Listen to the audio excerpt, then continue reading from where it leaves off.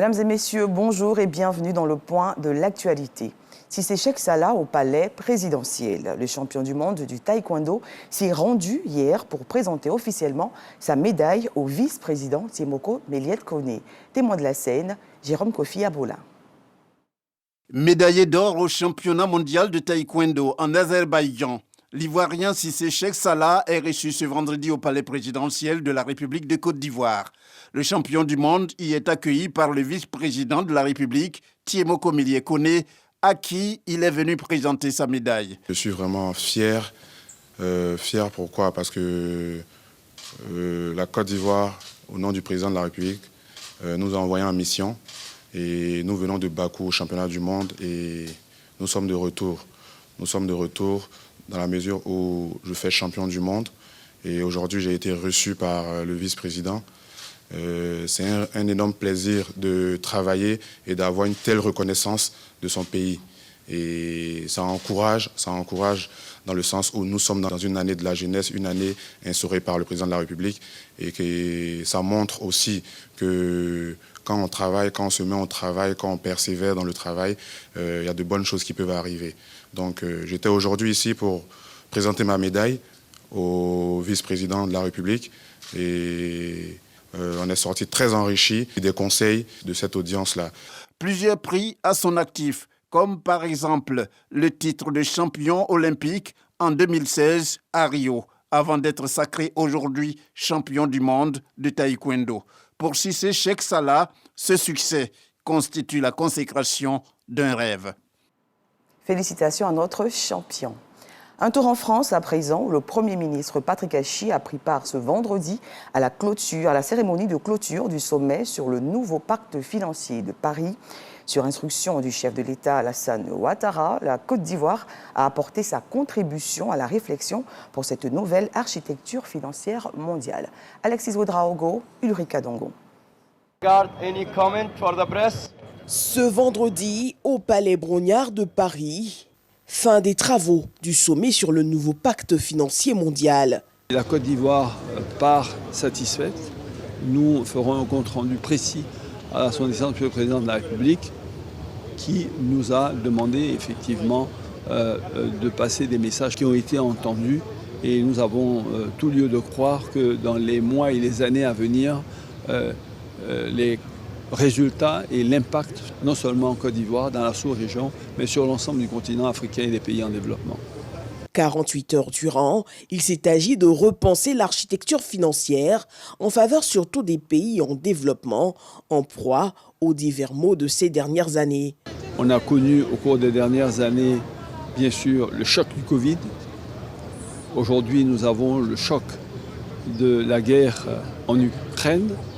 Et il est évident que dans un monde qui est en perpétuel changement, d'autres défis existent, dont en ce qui nous concerne, le défi du développement, le défi de la lutte contre la pauvreté, pour lequel des ressources extrêmement importantes sont nécessaires.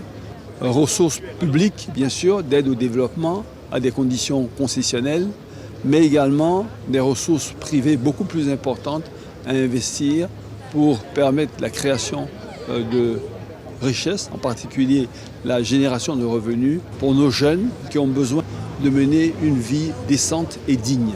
Alors que la Banque mondiale annonce de nouveaux instruments dans l'aide internationale, dont la possibilité d'offrir une pause dans le remboursement des dettes pour les pays en développement en cas de catastrophe, le sommet lui se solde par un accord de restructuration de la dette de la Zambie et le Sénégal lui repart avec la conclusion d'un accord pour sa transition énergétique.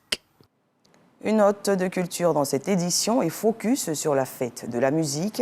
Tous les 21 juin, la musique et ses acteurs prennent le pouvoir dans plusieurs pays du monde, notamment en Côte d'Ivoire. Et pour mieux vivre cette célébration, la rédaction s'intéresse à un genre qui fait les beaux jours de la musique ivoirienne, le rap, mais cette fois pratiqué par les femmes.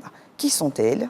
Que visent-elles et comment arrivent-elles à s'imposer dans un milieu dominé par les hommes? Les réponses dans ce dossier que nous propose Sephora Zegui.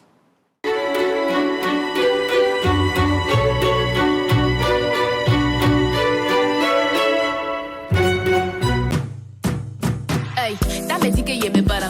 Oiga le trou, tu ne vois que mes pieds là, est-ce comme si j'étais en hauteur. Sur le beat, fini, faut suivre t'appeler Mia Khalifa. La musique, l'art de s'exprimer par l'intermédiaire des sons. Cette science est célébrée dans ce mois de juin, partout dans le monde, à travers la fête de la musique. En cette célébration, tous les genres musicaux ont leur place, notamment les rythmes urbains en Côte d'Ivoire. Bienvenue dans l'univers du rap féminin. Après l'épisode de Sister Val, Priska et Nash, une nouvelle génération d'artistes est en train d'éclore sur les scènes ivoiriennes. On aime se mettre sous, on aime l'oseille, en effet. Malcolm, autant de questions d'actualité. Après plusieurs années de léthargie, il faut attendre les années 2012 pour voir un regain d'intérêt des femmes pour le mouvement hip-hop. Les femmes ivoiriennes s'intéressent de plus en plus à la musique et sont nombreuses à vouloir faire du rap. Malgré son côté très masculin, le rap n'a pas échappé à cette tendance. Ces nouvelles figures viennent donner une nouvelle dynamique au game. Nous vous emmenons dans l'univers des filles du rap ivoire. Riviera Palmeret, c'est ici que vit Kidzi à l'état civil, Muriel Niali. Bonjour la RTI. Fille de parents eux-mêmes musiciens, c'est très jeune qu'elle est chopée par le hip-hop. Ses influences, le rap américain. Je me suis lancée concrètement dans la musique à partir de 2017. Et si je me rappelle bien, c'est en 2018 que j'ai sorti mon tout premier freestyle qui, par la grâce de Dieu, j'ai été félicitée par tout le monde. Son style musical uni et ses relents satire et ironie résonnent auprès de nombreux auditeurs ivoiriens. Pour notre jeune rappeuse, ce genre musical est un moyen d'affirmation qui est tout de même parsemé d'embûches. Jedidja, sa sœur aînée, nous explique comment Kidzi a su imposer sa musique à toute sa famille. Au fur et à mesure qu'elle grandissait, on s'est rendu compte que c'est vraiment quelque chose qu'elle veut faire. Mais comme bons parents, comme bonne grande sœur, on lui a dit « Focalise-toi dans un premier temps sur tes études. Et après, on verra pour la musique. » Jeune diplômée en ressources humaines et communication, Kidzi baigne dans un environnement dominé par le rap.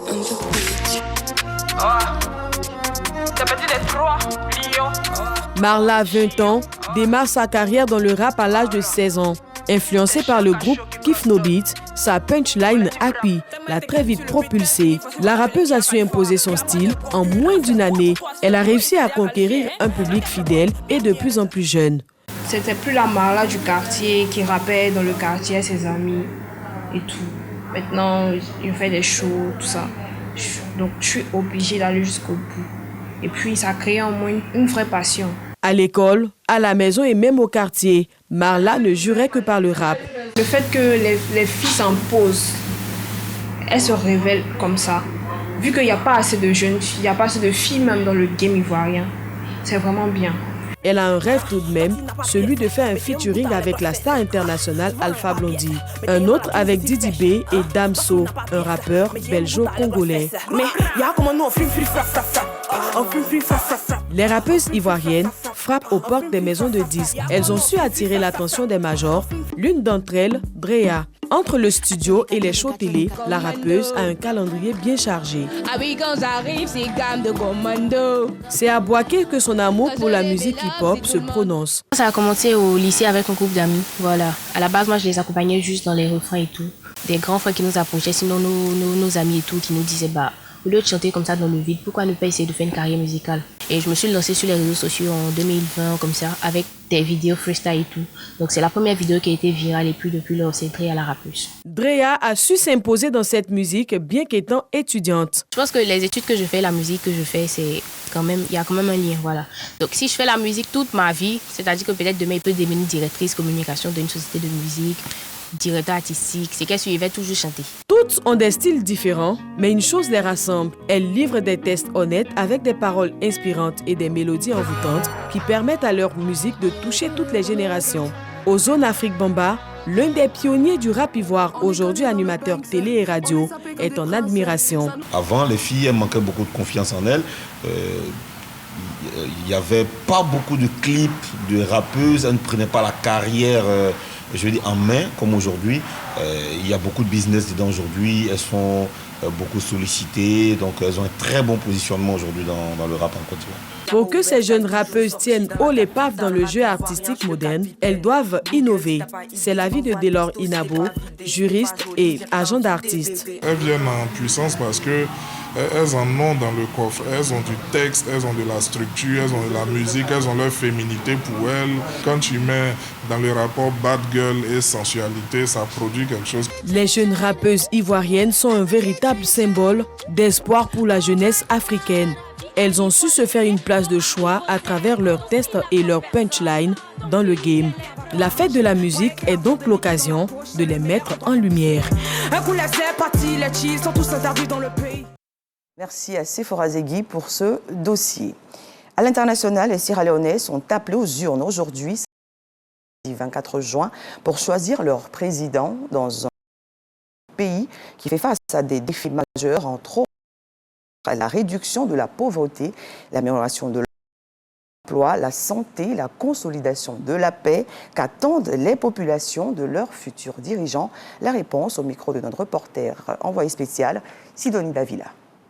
Alors que la Sierra Leone se prépare à une élection présidentielle cruciale ce samedi, le pays fait face à des défis aussi nombreux que variés.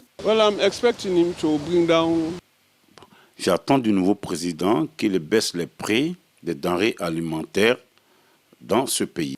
La situation est due à la valeur du dollar qui rend le business difficile dans ce pays. J'attends du nouveau président qu'il ait un leadership parce que les années antérieures, les choses ne se sont pas bien passées. Je souhaite que les élections se déroulent dans le calme et la sérénité. Pas de problème, pas de violence. Le président nous assiste dans la prise en charge de la scolarité des enfants parce que nous payons beaucoup pour ça. Les jeunes constituent une part importante de la population sierra-léonaise. Ils expriment des besoins uniques. Tout ce que nous voulons, c'est un plan pour l'avenir. Un avenir meilleur des jeunes dans ce pays, parce que nous souffrons énormément. Nous venons de familles pauvres. Ce que je veux, c'est bien m'habiller, bien dormir, me réveiller. Pour cela, on a besoin d'élections crédibles. Pour l'instant, il n'y a pas de travail. Là où on a essayé plusieurs voies, mais il n'y a pas d'issue pour le moment. Nous sommes heureux que ces élections se déroulent demain. Quand tu regardes la situation socio-économique, l'avenir est vraiment sombre.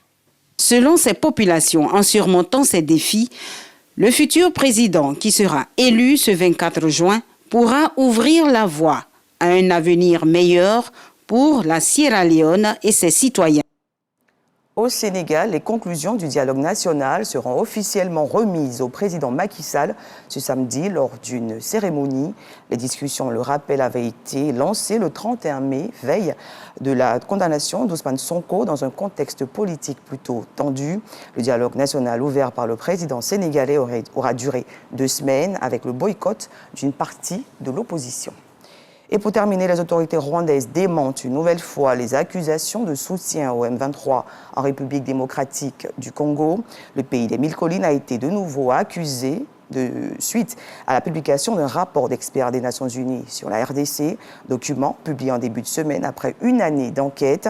Pour Kigali, le rapport s'appuie en grande partie sur des preuves invérifiables et des sources peu crédibles. Les autorités rwandaises regrettent également l'absence de leur réponse aux accusations portées contre leurs forces de défense dans ce rapport. Elles saluent par ailleurs la confirmation que les forces démocratiques de libération du Rwanda combattent aux côtés des forces armées de la République démocratique du Congo.